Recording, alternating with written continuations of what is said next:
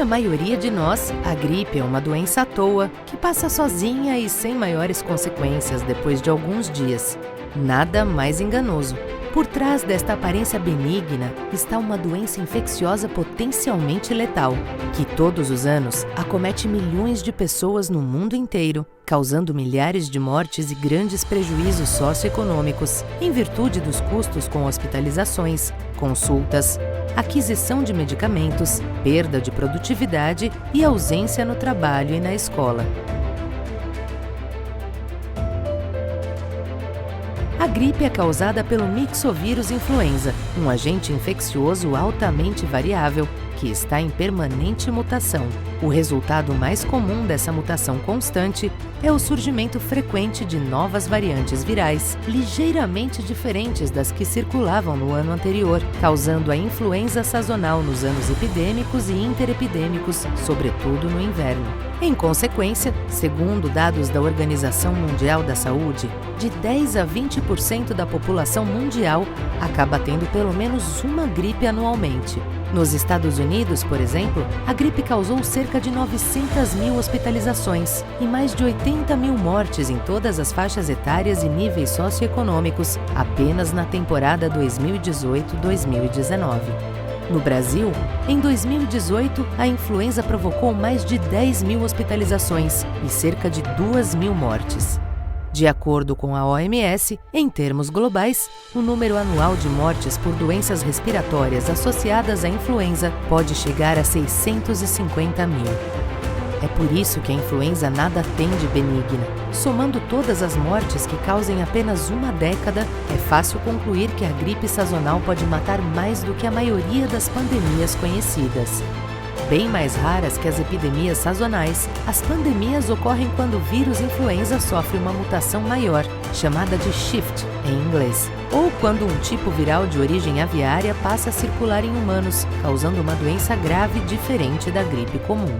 Nesses casos, as taxas de mortalidade e as taxas de morbidade relacionadas a hospitalizações, uso de medicamentos e absenteísmo costumam ser muito maiores que as taxas das epidemias sazonais. Foi o que ocorreu em 1918 e 1919, quando a gripe espanhola matou algo entre 50 e 100 milhões de pessoas em todo o mundo, nada menos que 2% da população global na época. Na verdade, a pandemia de 1918 matou mais que a própria Primeira Grande Guerra, dizimando de vilarejos esquimós no Círculo Polar Ártico a aldeias de ilhas remotas do Oceano Pacífico. Mas esta não foi a primeira vez que a gripe provocou grande número de mortes pelo mundo afora. A primeira descrição dos sintomas da doença remonta à Grécia Antiga e foi feita há cerca de 2.400 anos pelo próprio Hipócrates, o pai da medicina. Mas é provável que a gripe nos acompanhe há muitos milênios e tenha causado inúmeras epidemias e pandemias ao longo da história, inclusive nos séculos 20 e 21. Nenhuma foi tão devastadora quanto a gripe espanhola. Mesmo assim, causaram milhões de mortes em todo o mundo. A gripe asiática de 1957, por exemplo, pode ter matado até 1,5 milhão de pessoas. Por sua vez, a gripe de Hong Kong de 1968 foi responsável pela morte de pelo menos 750 mil indivíduos. E ainda está viva na memória de muitos de nós a gripe suína de 2009. Naquele ano, uma variante do vírus influenza, desconhecida até então, começou a se alastrar a partir do México e em apenas 2 meses já fazia vítimas em mais de 75 países de todos os continentes.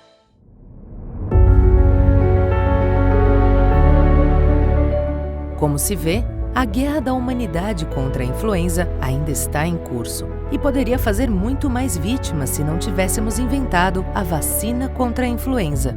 Porém, as mutações que ocorrem naturalmente no vírus influenza obrigam que a composição da vacina seja ajustada todos os anos, de modo a incluir as novas cepas em circulação. Quem define a composição da vacina a ser produzida anualmente é a OMS, a partir da vigilância epidemiológica que a agência pratica de forma permanente em todas as partes do mundo. A produção da vacina definida pela OMS é responsabilidade de produtores como a Seqirus, uma empresa cuja história remonta à Primeira Guerra Mundial, quando ficou claro para a Austrália que o país não poderia contar com ajuda externa para conseguir medicamentos essenciais. A solução foi a criação do Commonwealth Serum Laboratories, ou CSL, um instituto federal destinado a produzir vacinas, soros e antitoxinas. A CSL começou a operar em 1916, sob a direção do Dr. William Penfold. Esse renomado bacteriologista britânico iniciou seu primeiro dia de trabalho, anunciando que a nova organização viveria ou morreria pela qualidade dos seus produtos. O primeiro grande teste da organização recém-criada aconteceu 3 anos depois, quando a gripe espanhola chegou à Austrália e o Instituto produziu rapidamente 3 milhões de doses de uma vacina mista contra as complicações secundárias da doença. Em 1944, a CSL entrou para a história da imunização com o desenvolvimento da vacina influenza inativada. Utilizando o método de cultivo em ovos criado pelo cientista australiano Macfarlane Burnet, a CSL disponibilizou em tempo recorde 1 milhão de doses para as tropas britânicas e australianas. Em 1951, reconhecendo as capacidades técnicas da CSL e a importância do Hemisfério Sul na vigilância do sempre mutante vírus da gripe, a OMS designou a CSL como laboratório de referência em influenza.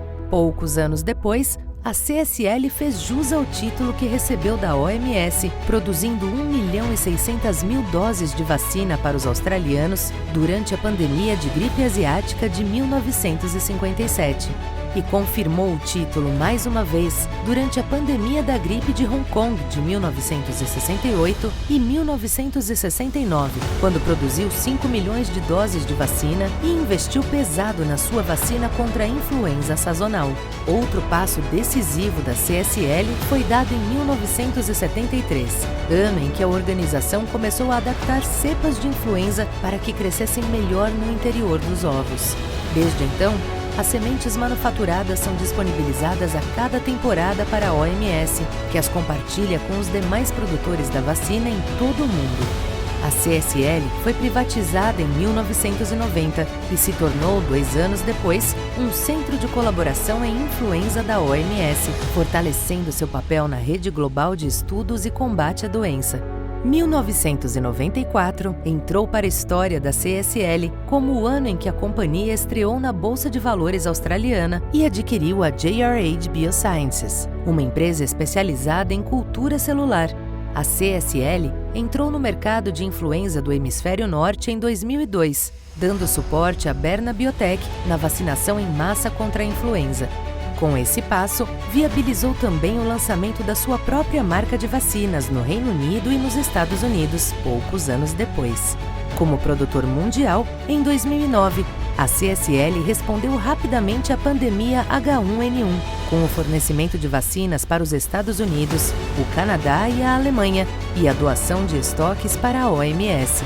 Por considerar o assunto uma questão de segurança nacional e como parte do plano de preparação e prontidão contra pandemias, no mesmo ano de 2009, o governo dos Estados Unidos investiu milhões de dólares na construção de uma fábrica de ponta, onde a vacina contra a influenza seria produzida não mais em ovos embrionados, mas a partir de uma plataforma de cultivo celular, uma nova tecnologia que na época pertencia à Novartis. Em 2012, quando comemorou um lucro recorde de 1 bilhão de dólares australianos, a CSL criou a BioCSL, uma empresa independente dedicada à produção de vacinas, fármacos e diagnósticos.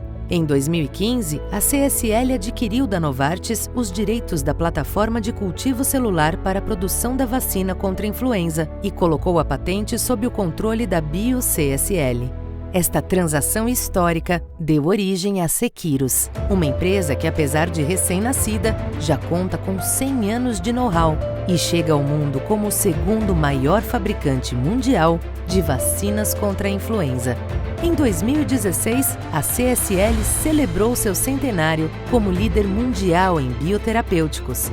Avaliada em 45 bilhões de dólares, hoje a empresa emprega 16 mil profissionais em mais de 30 países e disponibiliza terapias inovadoras para pacientes em todo o mundo.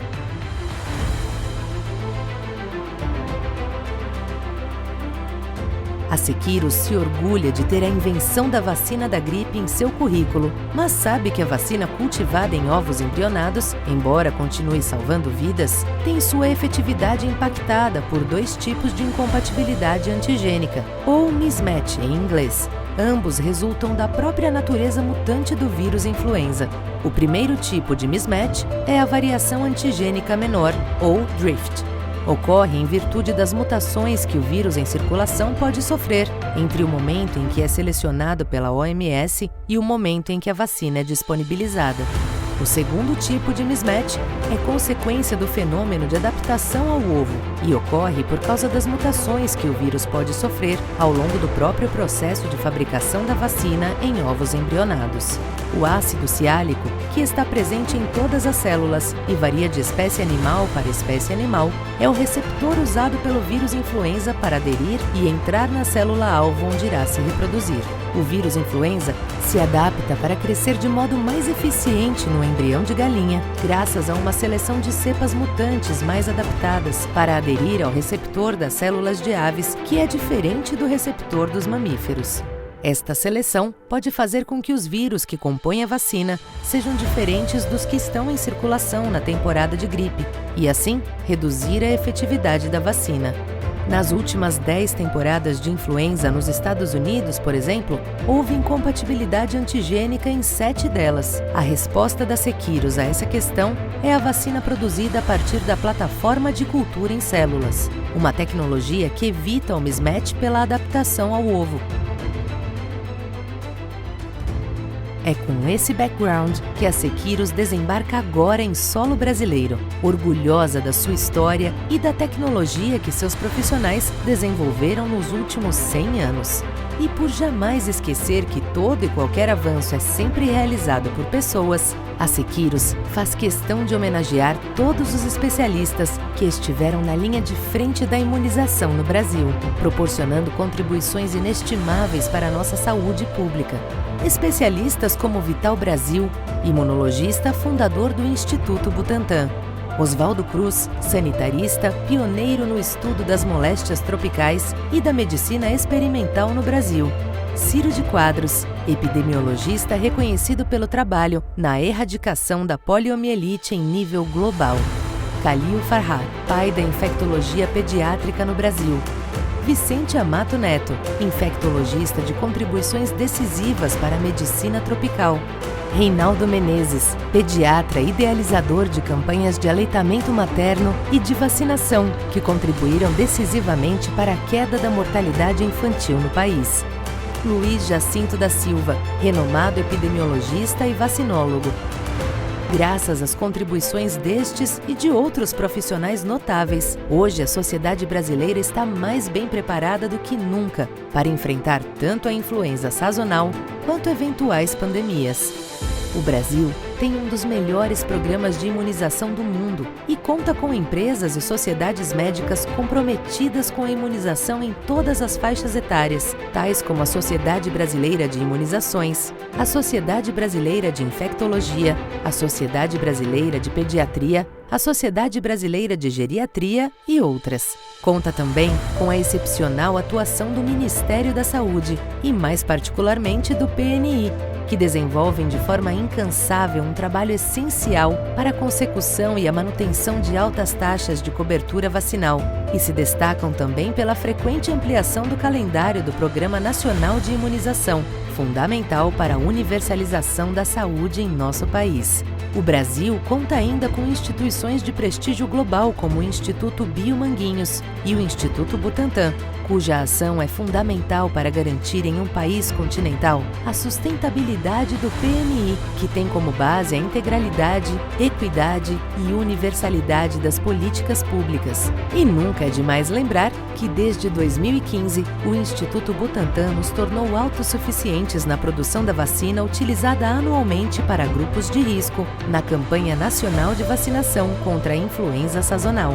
A esta infraestrutura invejável vem se somar agora a competência técnica e operacional da Seqirus, uma empresa que quer ser parceira dos clientes privados e da saúde pública brasileira. E por isso, chega ao país trazendo na bagagem o que existe de mais avançado em termos de vacinas contra a influenza, colocando sua rede de manufatura globalmente integrada à disposição do maior mercado público de vacinas contra a influenza em todo o mundo e o segundo em termos de volume, que engloba também um setor privado maduro e bastante ativo.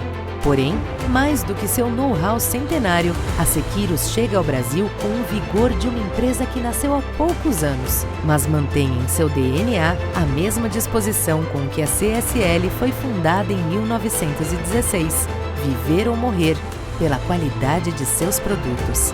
E é com esta disposição que os funcionários da Seqirus Brasil assumem aqui e agora o compromisso de trabalhar incansavelmente para mitigar os efeitos da influenza em nosso país e manter no rosto dos brasileiros aquele sorriso tão especial pelo qual são conhecidos no mundo inteiro.